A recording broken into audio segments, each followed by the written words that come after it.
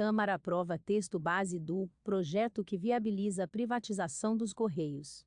Deputados ainda analisarão destaques, pedidos pontuais de mudança ao texto aprovado. Finalizada essa etapa, o projeto segue para análise dos senadores. A Câmara dos Deputados aprovou nesta quinta-feira, 5, o texto base do projeto de lei que abre caminho para a privatização dos Correios, na forma do parecer apresentado pelo relator, deputado Gil Cutrim, Republicanos Maranhão. Foram 286 votos a favor, 173 contra e 2 abstenções. Os deputados vão analisar agora os destaques, pedidos pontuais de mudança ao texto aprovado. Finalizada essa etapa, o projeto segue para análise dos senadores. Em seu parecer, o relator incluiu que a empresa que comprar os Correios terá exclusividade mínima de 5 anos sobre os serviços postais, ou seja, carta, cartão postal, telegrama e demais correspondências. Segundo Cutrim, a medida é necessária para que não haja atropelos na política de transição do antigo para o novo modelo de serviços postais. O contrato de concessão do serviço, a ser assinado após a privatização, poderá estipular um prazo superior a 5 anos. O relator também incluiu em seu texto um dispositivo que prevê a estabilidade por 18 meses para funcionários da estatal após privatização da empresa. Eles só poderão ser demitidos neste período por justa causa. A empresa que vier a comprar os Correios terá ainda que disponibilizar aos funcionários um plano de demissão voluntária, PDV, com período de adesão de 180 dias a contar da privatização. Os funcionários que vierem aderir ao PDV terão direito à indenização equivalente a 12 vezes a remuneração, manutenção do plano de saúde por 12 meses e plano de requalificação profissional. O texto autoriza ainda a transferência dos empregados dos Correios para qualquer órgão da administração pública que solicitar o funcionário. No projeto da privatização Eletrobras, os parlamentares incluíram dispositivo similar, que foi vetado pelo presidente Jair Bolsonaro sob o argumento de inconstitucionalidade. As medidas voltadas aos funcionários foram incluídas no texto para diminuir a resistência à privatização da estatal, considerada uma das joias da coroa do governo federal. Até maio, os Correios tinham 90.875 funcionários. A Associação dos Profissionais dos Correios, ADICAP, afirma que o projeto é inconstitucional, além de trazer graves riscos para os cidadãos e empresas brasileiras, que podem se ver mais à frente reféns de um modelo de serviço postal mais oneroso e menos presente que o atual. O caso está em análise pelo Supremo Tribunal Federal, STF. O Procurador-Geral da República, Augusto Aras, se manifestou no processo contra a privatização dos serviços postais e correio aéreo. O governo diz que não há inconstitucionalidade na privatização. O Partido dos Trabalhadores, PT, apresentou uma questão de ordem em plenário para interromper a tramitação, mas foi indeferida pelo presidente da Casa, Arthur Lira, PP Alagoas. O projeto não tem nenhum vínculo com inconstitucionalidade. O projeto é constitucional e segue na tramitação, declarou Lira. Durante a sessão, deputados de oposição se manifestaram contra a privatização dos Correios.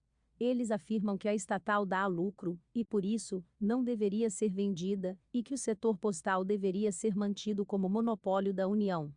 O deputado Ivan Valente, PSOL São Paulo, declarou ainda que a venda afetará a segurança nacional, pois pelos Correios passam vacinas, provas do Enem e urnas eletrônicas. A oposição reclamou da votação do projeto direto em plenário, sem passar por comissões. O requerimento de urgência, que permitiu a votação em plenário nesta quinta, foi aprovado em abril pela maioria dos deputados. O texto foi entregue pelo governo em fevereiro. Já os deputados da base do governo se manifestaram a favor da privatização. Eles afirmam que os Correios são uma empresa ineficiente e foco de corrupção. Também se posicionaram a favor da redução do Estado.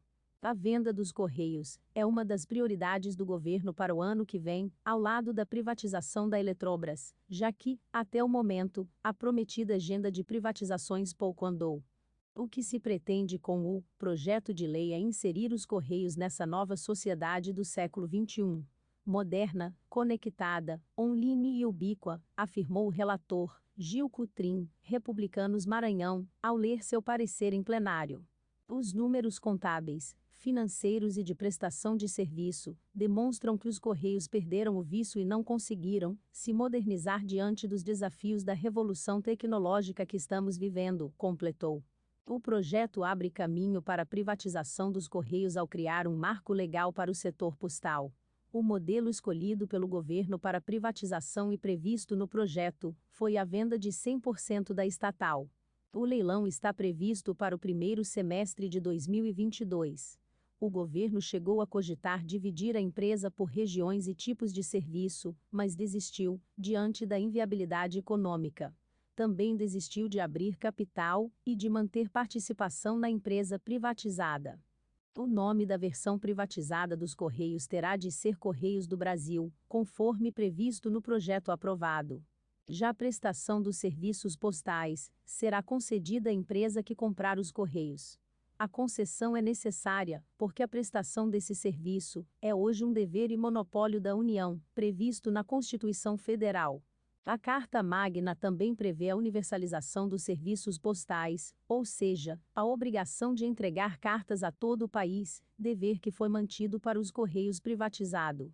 A Agência Nacional de Telecomunicações, Anatel, que será transformada em Agência Nacional de Telecomunicações e Serviços Postais, será responsável por regular e fiscalizar o setor postal, cartas, telegramas e demais correspondências.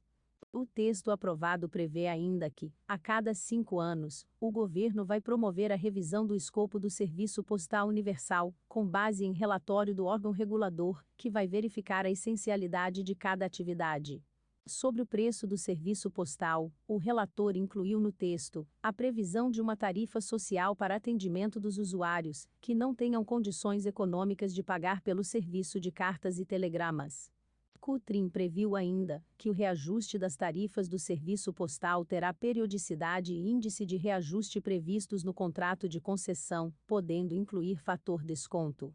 As tarifas estabelecidas podem levar em consideração o custo do serviço, a demanda e a renda dos usuários.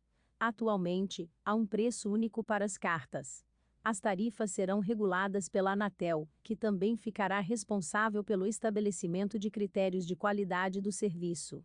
Em seu relatório, Cutrim vedou o fechamento das agências, que garantam a prestação do serviço postal universal em áreas remotas do país. Já a entrega de encomendas, outra atividade desenvolvida pelos Correios, funcionará em regime privado.